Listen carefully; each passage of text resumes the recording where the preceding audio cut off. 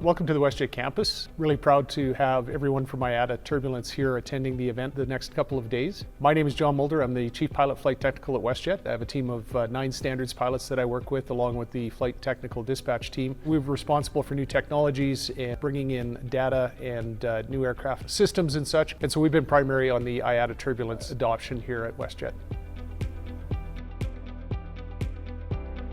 The idea of bringing in the IATA Turbulence Aware product to the company and to our pilots actually goes back to 2018 at the IATA Turbulence Forum, and through that attendance learned a little bit more about the product and then brought it to our flight technical team, who then investigated further with Delta to find out a little bit more about it, and then engaged with IATA Turbulence to just see what the advantages are. For us, we see it as number one, a safety case. There's, you can never put too much effort into safety, and certainly our flight attendants in the back of the aircraft and our guests on board the aircraft as well, safety is paramount. We also seem to be finding more extreme weather happening around the world, so it seems like this is the right time to maybe invest in some products and some things that can help us with identifying areas where safety needs to be more paramount. So we rolled it out to our pilots on June 15th in 2023, so our pilots have access to it. Our dispatchers have actually been monitoring it for some time, and so now we're starting to build out the program so that we can use it more effectively.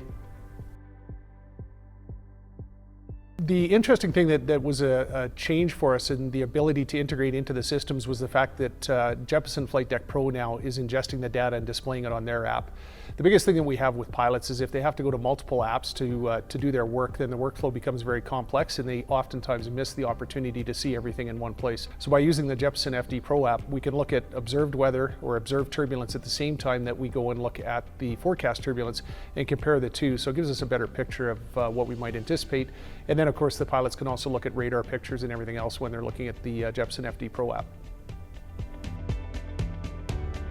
So our dispatchers also have JEP FD Pro displayed, and also they've had access to the Turbulence Aware product as well on the desktop. But again, the simplicity of being able to go to one app and look at the information, the FD Pro with the iPads on the dispatch desks have made a significant difference in their ability to have that awareness. It allows them to take a look at what, again, is forecast, but then also what's actually being experienced, and then make better decisions and help the flight crew to make those decisions or make fuel decisions as well for avoiding any kind of significant turbulence, significant weather. With our dispatchers, depending on the type of turbulence, so anytime we see any type of forecast severe turbulence, the opportunity to have the pilots and the dispatchers have a conversation is required. And so through that, they're now looking at the same data on the same app. And so then that really puts them on the same page so that there's no conflicting data that they're using to make the decisions. So it works really well. They typically will have a pre-flight briefing, and comments can also be put on the flight release to make them aware to go and take a look at specific areas of turbulence. And again, having better knowledge of that makes it easier to provide that information to the pilots so that they can go directly to where they should be concerned and not have to look at a large area and not focus on the areas that are most beneficial as far as the avoidance of turbulence. Interestingly, with the post-flight analytics, it's something actually that I've almost learned recently, and it's not something that we've had a real focus on yet, but I think it gives us a huge opportunity to look at how we use the tool, and then did we use the tool effectively? If we did, to avoid the turbulence, great, and if we had a turbulence encounter, then we can go back and we can look at that data and see how we can use the data better to avoid that turbulence encounter that happened. So really, to go back and look at how are we planning flights and how can we plan them better.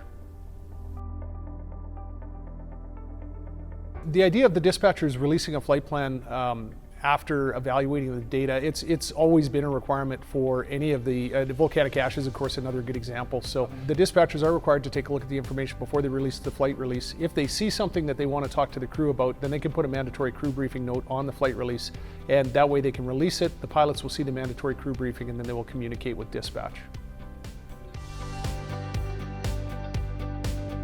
The Turbulence Aware product, as we've seen, certainly for WestJet, our first exposure really happened in 2018, and we've just recently rolled it out to our pilots. So I think there's a pretty steep learning curve for us yet as to exactly how to use the program and how to use it effectively. Having said that, though, I certainly can anticipate that with better data, we'll do a better job of avoiding areas of turbulence. We'll be able to better prepare the aircraft with use of the seatbelt signs. We'll also be able to use that as a bit of a marketing tool as well to let our guests know that, hey, WestJet is enrolled in the IATA Turbulence program, and give our guests some confidence too in our ability to avoid turbulence, and if we can't avoid the turbulence, to prepare the cabin in such a way that any kind of injuries or uncomfortable experience is mitigated to the best of our ability.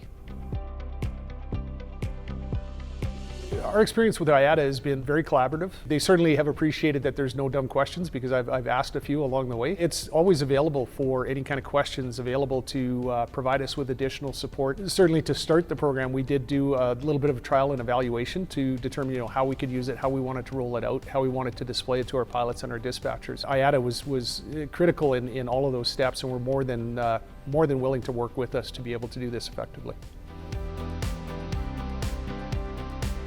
Absolutely, because of course the more airlines we have enrolled in the program, the better the data is that we're using. So being a Canadian carrier, you can see, if you've seen some of the pictures that have been put out about the areas of coverage, Canada is still a little bit sparse. So we're hoping that we'll see even more Canadian carriers sign up on the IATA Turbulence Aware program, so that not only are we sharing our data with them, but then we can also look at the data that they're providing and give us better coverage across northern Canada.